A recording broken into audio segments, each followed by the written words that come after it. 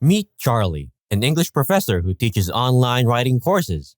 He's a bit of a recluse and likes to keep his webcam switched off during his classes. The reason? Well, he's not exactly thrilled with his appearance. Charlie weighs almost 600 pounds, and he's ashamed of it. He's worried about what his students might think if they saw him on camera. Hey, welcome to Real Savant. We've got all the latest movie recaps and reviews, with some sweet commentary to boot. Come hang with us and level up your film game. Don't forget to like and share our stuff, and hit that subscribe button so you never miss a review. So luckily, Charlie has a friend in Liz, his nurse. She's the only person he feels comfortable around, and she's always looking out for him. She's been urging him to visit the hospital because he is at risk of congestive heart failure, but he's worried about the cost. He doesn't want to end up in debt for the rest of his life. One day, Charlie gets a surprise visit from a guy named Thomas. He claims to be a missionary from the New Life Church, and he wants to save Charlie's soul. Charlie's not really interested, but he's polite enough to listen. In between all of this, Charlie has a bit of a routine with his pizza delivery guy, Dan. They don't really interact much, but they have an understanding. Dan drops off the pizza, and Charlie leaves the cash payment in the mailbox. Easy peasy. Despite all of this, Charlie is hoping to reconnect with his daughter, Ellie. They haven't seen each other in 8 years, but Charlie is willing to do whatever it takes to make things right. He offers her the money he has in his bank account, $120,000, if she'll spend some time with him. Ellie agrees, but there's a catch. Charlie has to help her rewrite her school essay, and she has to write in a notebook he provides. Liz is getting pretty annoyed with Thomas and his frequent visits. She's had enough and tells him that Charlie doesn't need any saving. The thing is, Liz is the adopted daughter of the head pastor at New Life Church. She knows all about their tactics and doesn't want Charlie to get caught up in their web. To make matters worse, Liz drops a bombshell on Thomas. Alan, Charlie's previous lover, who died by suicide because of religious guilt, was her brother. Charlie never really got over Alan's death, and it's a big reason why he's been binge eating so much. Despite Liz's objections, Thomas is still convinced that he needs to help Charlie. Charlie's health is getting worse, and Liz is worried. She brings him a wheelchair to make it easier for him to get around his apartment, but things take a turn for the worse when Ellie, Charlie's daughter, secretly slips some sleeping pills into his sandwich. Once Charlie falls asleep, Thomas shows up, and Ellie starts questioning him while smoking some marijuana. At first, Thomas is hesitant to open up, but eventually, he admits that he felt unfulfilled in his old life. He stole some money from his youth group and ran away from his family and mission in Iowa. Ellie secretly records his confession on her phone.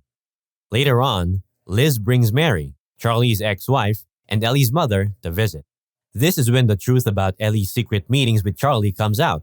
Things get pretty heated, and Charlie ends up revealing how much money he has in his bank account. As it turns out, Charlie had lied to Liz about not having enough money to cover his healthcare expenses. This really upsets Liz, and she storms out in anger, leaving Mary and Charlie to argue about their failed marriage and their shortcomings as parents. When Mary leaves, Charlie is in tears and admits that he just wants to know that he did something right in his life. So after Dan catches a glimpse of Charlie for the first time, Charlie has a major binge-eating episode. And then, to make matters worse, he sends out this really angry email to his students, telling them to write something honest. The email is full of curse words and stuff. Anyways, Thomas comes to visit Charlie one last time before he heads back home. Apparently, Ellie sent Thomas's confession to his old youth group and family, and they've forgiven him and are welcoming him back with open arms. Thomas tries to do some more preaching, but he gets in trouble when he starts blaming Alan's death on his sexuality. Later on in class, Charlie drops a bombshell. He's being replaced. But before he goes, he decides to read out some of the candid responses from his students. It's pretty eye-opening stuff. So, to show his appreciation for his students' honesty, Charlie finally turns on his webcam for the first time during class. And let me tell you, the students were totally shocked. But their shock quickly turned into horror when Charlie chucked his laptop across the room and ended the class right then and there. As Charlie nears the end of his life, Liz comes to comfort him. She's feeling guilty for not being there for him enough. But then, out of nowhere, Ellie storms into the apartment to confront Charlie about her rewritten essay. That's when Charlie drops a bombshell. He actually replaced Ellie's essay with a critical analysis of Moby Dick that she wrote in 8th grade. He thought it was the most honest thing he had ever read. But Ellie isn't having any of it. She tearfully rebukes Charlie as he tries to make amends one last time. So, Charlie asks Ellie to read the essay he replaced her rewritten one with. Ellie's not super thrilled about it, but she reads it anyway. And as she finishes, Charlie tries to stand up and walk toward her, which is something he hasn't been able to do during her previous visits. But then, something crazy happens. Charlie starts to float, and Ellie gets caught up in it too, as they're both engulfed in this bright, white light. And the final shot is just a sweet memory of them all together on a family trip to the beach. Thanks for watching our review of The Whale.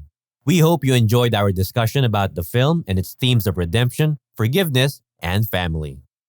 If you like what you saw, don't forget to hit that like button, share this video with your friends, and subscribe to our channel for more great content like this. We're always exploring the latest and greatest in movies, TV, and pop culture, so there's always something new to discover. We want to thank you for being part of the Real Savant community, and we look forward to sharing more reviews and discussions with you in the future. Until then, keep watching movies and stay curious.